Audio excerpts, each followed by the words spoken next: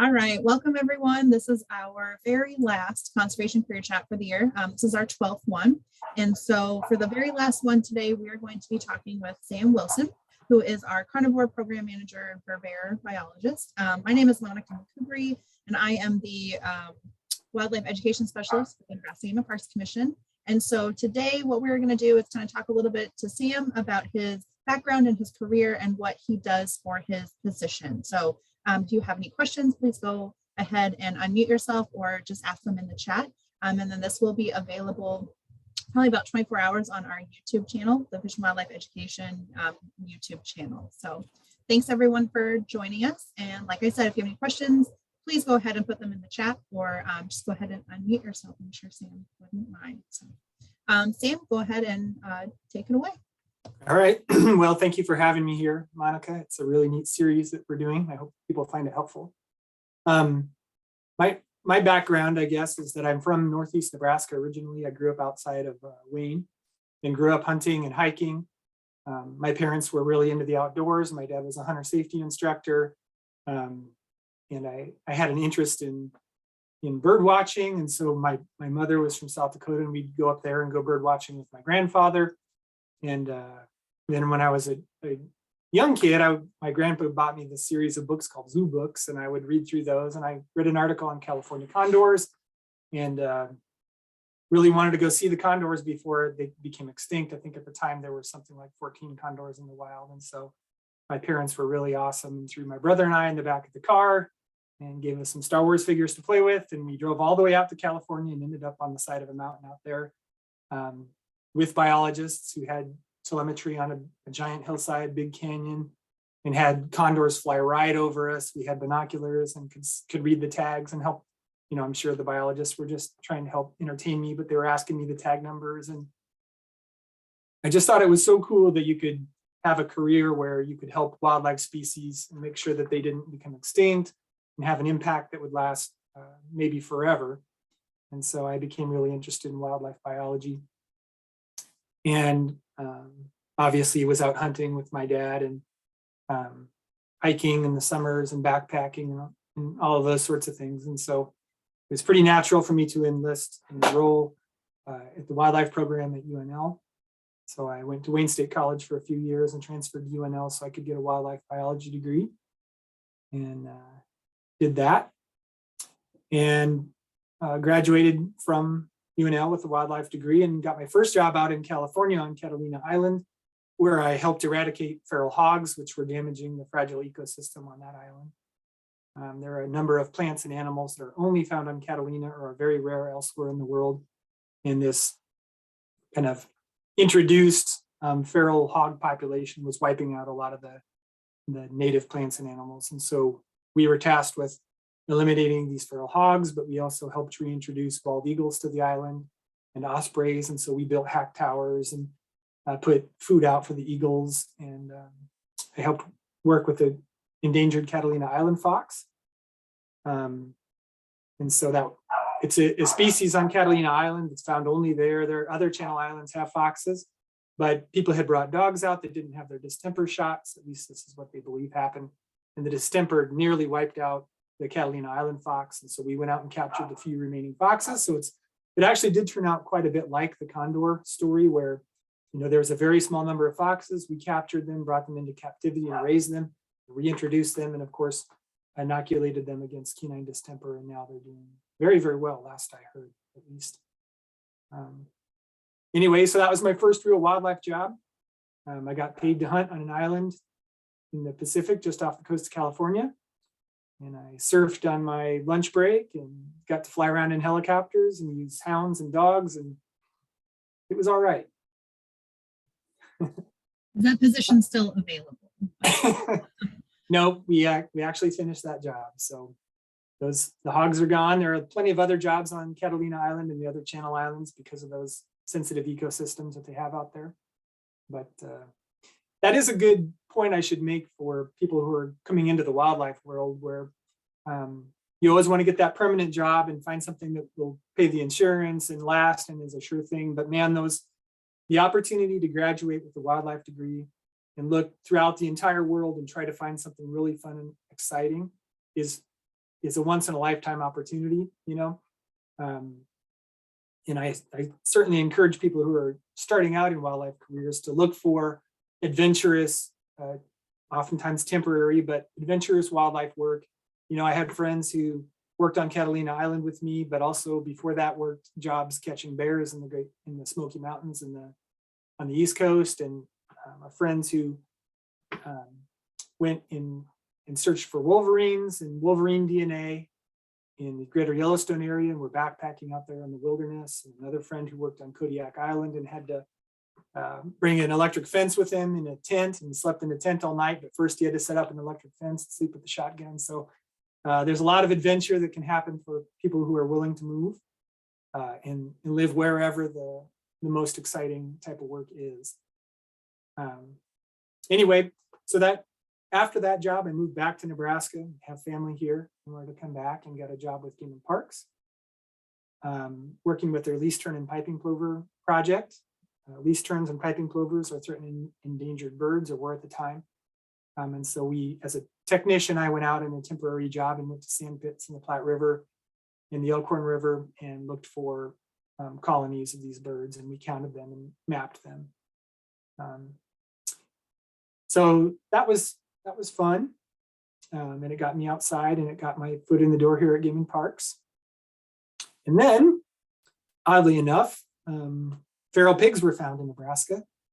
And so the wildlife division chief at the time stepped into my office and said, "Sam, how would you like to help us with a feral hog problem? I heard you've done this work in California." And of course, I was happy to help.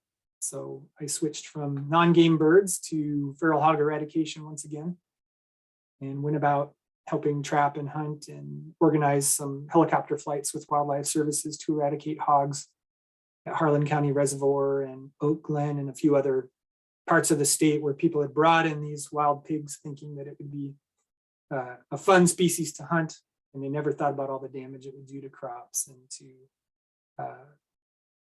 disease possibilities for domestic livestock, and damage to corn in their neighbors' fields. So anyway, so I did that work for a while, and eventually I applied for the job I'm in now, which is the fur bearer and carnivore program manager position. And in brief, this job that I'm in now, I create rules for our trapping and hunting seasons for fur bearers. And fur bearers are animals with valuable fur, so like foxes and mink and muskrat, bobcats, for instance, raccoons. And then the carnivore side of it is working with our newly formed mountain lion populations. And so I coordinate research for mountain lions and hire biologists, and write grants, and at times get out and help capture kittens or collar cats. So that's kind of the trajectory of my career. I did go back right after I got this job. I went back and got a master's degree in wildlife ecology with the Nebraska Cooperative Fish and Wildlife Unit. I'm working on a project where I studied river otters and implanted telemetry transmitters in river otters in the Platte River. So that's kind of the quick rundown of my career arc.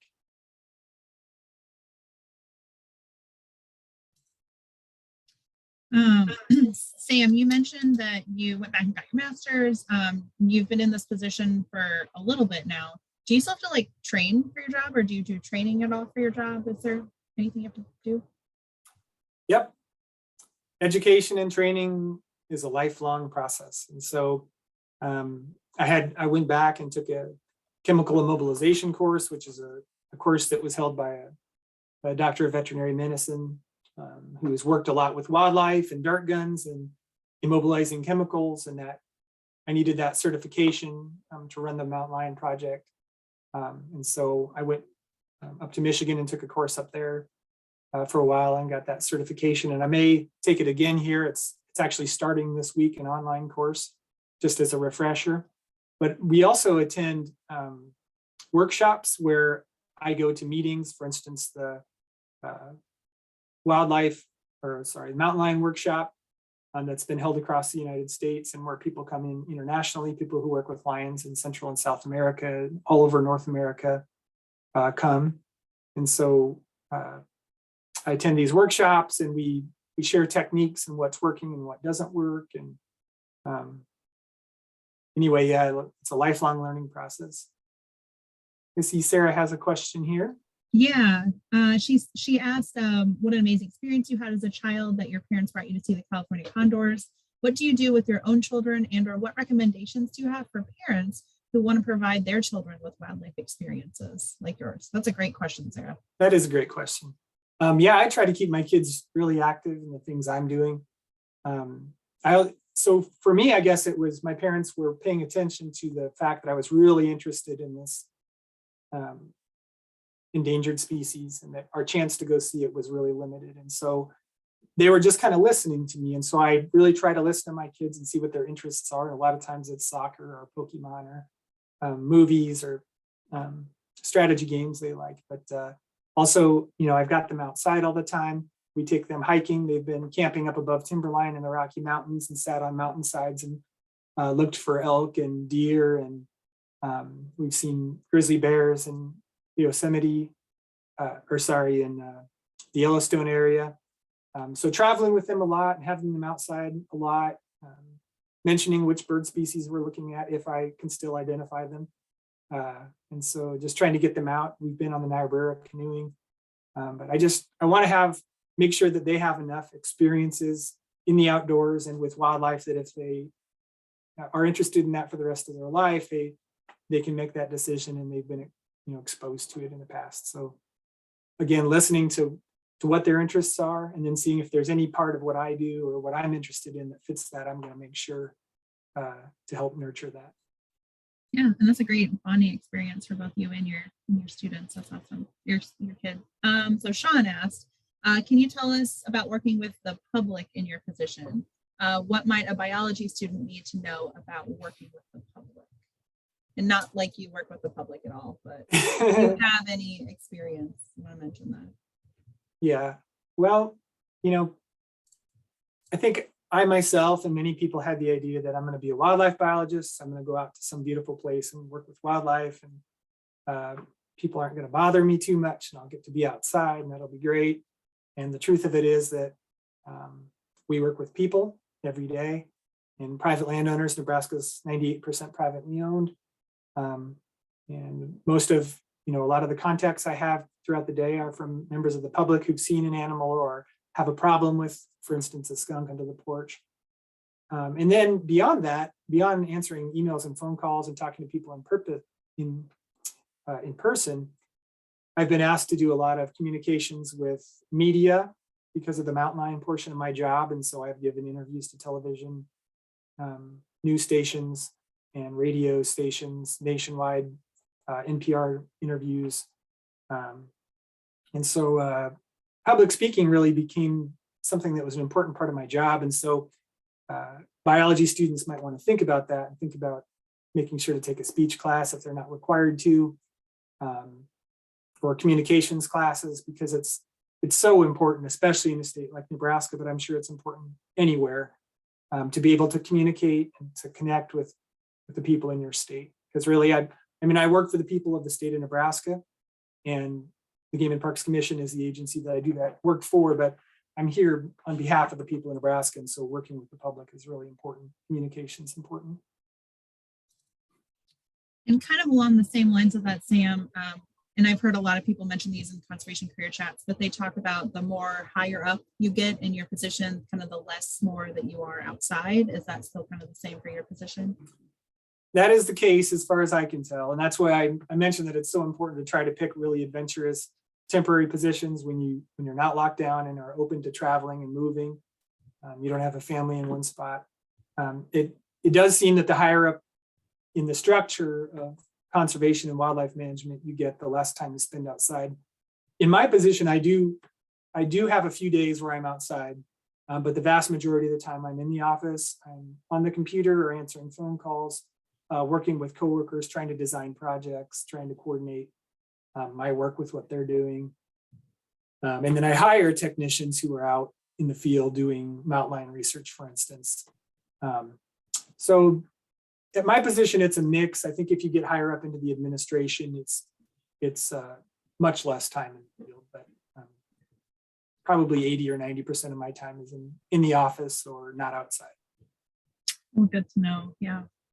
Did you say that you had some like photos or something that you wanted to share? Or? I did, yeah. I'll kind of Yeah.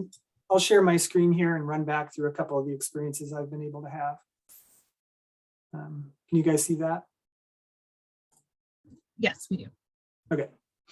So this slide is showing some of the first work I did for Game and Parks when I came back as the non-game bird biologist. John Dinan is the biologist in the blue shirt there. At the table, we're holding down a peregrine chick that we captured off the nest box on the top of the state capitol building. And so being in Nebraska, and I was up in the Capitol in 4th grade, you know, for social studies and our big trip of elementary school. But I got to go back with John and work with the peregrines up there and put those bands on their legs. You can see on the peregrine on the left, there's banding on the legs, and go above the false dome in the top of the Capitol and hold a shield and help John capture those birds. And we brought them inside and tag them, mark them so that we could tell which ones were which and how many years old they were. And so I did a lot of work with terns and plovers, but also with peregrine falcons and bald eagles. You know, we x-rayed eagles and did other work with non-game birds at the time. But it was one of those fun jobs in the beginning before I got this job, which I do enjoy, but some interesting work for sure. Got to go on top of the Woodman Tower in Omaha and have a nice view from up there and work with peregrine falcons there. And then this slide is showing some of my river otter work. The picture on the left, actually, I took in the Ozarks when I went down there to train with an old trapper named Mike Fisher, or a trapper named Mike Fisher. He probably would bristle at me calling him old. But he taught me how to trap river otters with number 11 double long spring foothold traps. It's a great trap for otters. It catches them by the foot and does not injure them. We didn't have a single injury in the 20 some otters we captured that was of any significance. We implanted them with transmitters and then released them, which is that picture on the right there. That's myself and Kent Fricky, who was my technician at the time. And we're releasing an otter back into the Platte River there. That was some fun work. And then here is the mountain lion scat detector dog project that we created. We had the question of how many mountain lions are in the Pine Ridge. Well, it's really hard to count mountain lions and they don't want to be counted. And they're fairly few and far between and wide roaming. And so we came up with the idea that we'd hire the scat detector dog and find mountain lion scat and identify the individuals through genetics and then run some statistical programs that could estimate how many were there beyond those that we detected. So on the left, you have the scat detector dog train. He was really fun to work with. And we ran him all over the buttes and hills and canyons and the Pine Ridge. And there's me on the right collecting a really huge scat with some chopsticks that we created.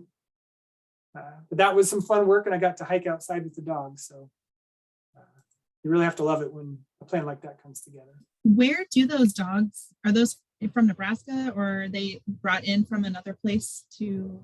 We contracted with a handler out of the state of Missouri, and she had worked with this dog on cougar projects in Argentina. So he was a proven dog who'd worked cougar projects before and was trained to find cougar scat.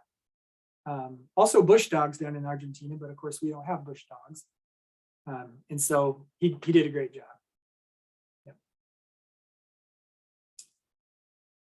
This next slide shows some of the exciting work we got to do with mountain lions. We've been collaring cougars in the Pine Ridge since 2015. Also have collared some in the Wildcat Hills and Niobrara Valley. On the left, you have a mountain lion kitten with those adorable blue eyes. We get to go in when we see a female lock in on one location. We know it's likely a natal den. And so we can go in and capture the kittens by hand because they're not old enough to run away yet. And so we just scoop them up and they're kind of chubby little 5-pound kittens and they're really cute. We put the ear tags in them and get DNA. And on the right here, we have a picture of us darting a cougar. The collar is broken on that cougar and the battery has died. And so we needed to recollar it. But he's up in the tree and, we put a net down below the tree. So when he's immobilized, if he or she falls out, it softly lands in the net. And then we go get the animal and put in the ear tags and a new collar and take DNA if it's the first time we handled it. But that's some pretty exciting work. We got to run with hounds through the canyons for that work. And a lot of it is also done with traps. Someone had asked, have you ever been injured by an animal? I don't think I have. I've been fortunate, some of the work we did on Catalina Island with hounds and wild pigs could have been dangerous, but we were well trained and well equipped. And mountain lions have been timid with us so far. And so that this work has been replicated in other states. And so we've been pretty lucky that the otters, I have to say, are probably the most intimidating animal I've worked with, because other animals caught in traps become sometimes subdued and they'll cower from you. So like raccoons and coyotes, even sometimes bobcats, but river otters, I tell everybody, they thoroughly believe they can kill you. And so they're caught by the foot. There's a chain that holds them to an anchor in the ground, and they can spin around on that chain in a circle, and they will try to bite at you and chomp and make hissing noises, and they'll lunge away and then lunge back. And if you made a mistake with an otter, you certainly would regret it, because they're very powerful and have a lot of attitude. But I have not been injured by an animal, at least not anything that comes to mind. I have to tell you, my daughter and I went to the Lincoln Children's Zoo, and they have the river otters, in the little exhibit, and they were not hissing, but I feel like I know a lot about animals, but I've never heard an otter make this noise before. It was like a high pitched, like door squeaking. Yeah, it was so cool. I had never heard that from an otter before. Yeah, they make a series of chirps and barks and can make a hiss and growl sounds. I've had them chirp at me when I walked up to a slough, and the otters were swimming in the slough, and I was watching them for a while, and eventually they kind of periscoped up and saw me and chirped at me and then ducked under the water and escaped. So apparently it was some kind of warning call. Yeah. And then this slide is some of the trail camera and camera work we did. I'm setting a trail camera there on the left on the Missouri River bluffs, and on the right is a mountain lion that had been down in Nemaha and Richardson County in the southeastern part of the state that Eric Fowler with Nebraska Land wanted to come get a picture of. And he said, basically, I want to have it on this tree here. Do you think she'll jump up on this tree? And I said, yeah, I think she will. She uses this trail, and we could arrange it this way. And anyway, he got that beautiful picture that was shown in Nebraska Land magazine and on our calendar one year. So that was really rewarding, getting like really high quality, basically immaculate photos of such a cool animal in a rare place for that animal to be, like southeastern Nebraska. And then I also coordinated the feral hog eradication project in Nebraska. And so we created flyers and tried to communicate with the public that they posed a threat. And then of course went out and trapped and ran helicopters. And beyond that, there's some and oftentimes smelly work where you're doing a necropsy on a calf, trying to figure out if it died on its own, or if it was killed by coyotes, or if it was killed by a cougar, or it starved or was caught in a fence. And then working on a road-killed mountain lion there with Dave Otis when he still worked for the Game and Parks Commission, doing a necropsy. And then, finally, I also have the opportunity to write articles for Nebraska Land and other publications, and recently wrote an article on red foxes here in Lincoln, and helped coordinate with UNL. One of their wildlife students wanted to run a master's project on urban foxes, and so we captured this male fox in my backyard, because of all the crazy things, there was a fox family that decided to live in my backyard for 6 or 7 years. So we got lots of really cool pictures and got to coordinate some research, and my family got to kind of share in this and see these collared and marked animals. But yeah, it's been a really rewarding career, I would say. How lucky for you! Like I guess that fox, like you could have picked any other backyard, but it was yours. So yeah, it was pretty great. Yeah.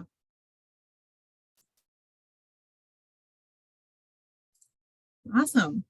Well, I just have one more question for you. You kind of mentioned when you hire technicians for like mountain lion projects out in Western Nebraska, what do you personally look for when you went to hire somebody? Is there special skills that you look for, experience, grades? What are you looking for?